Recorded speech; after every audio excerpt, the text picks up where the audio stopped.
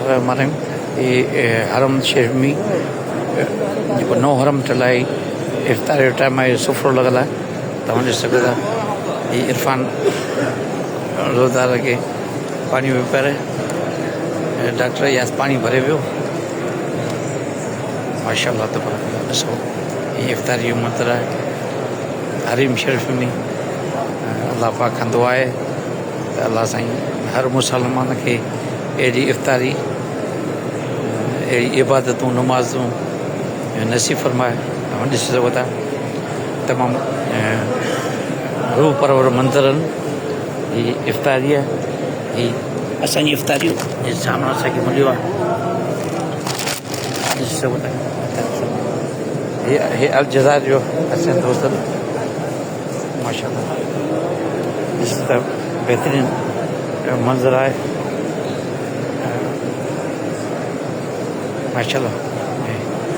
आयाद रोज़दारनि खे आयाद इरफान रोज़दारनि खे पाणी पियारनि।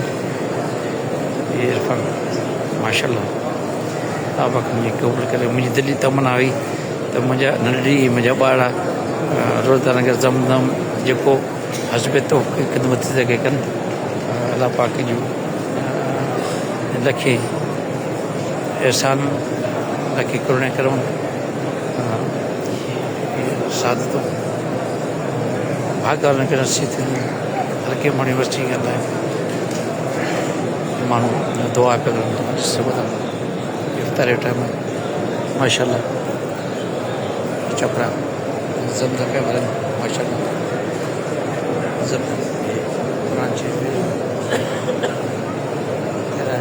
ॾिसी सघो था माशाअल्लाह माशाअल्लाह सुभानअल्लाह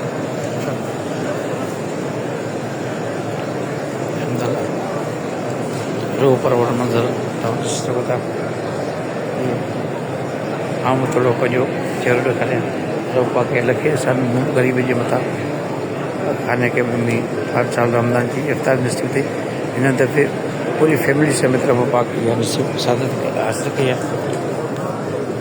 ॾिसी सघो था माशाअल्लाह लखे माण्हुनि जो हुजूम आहे।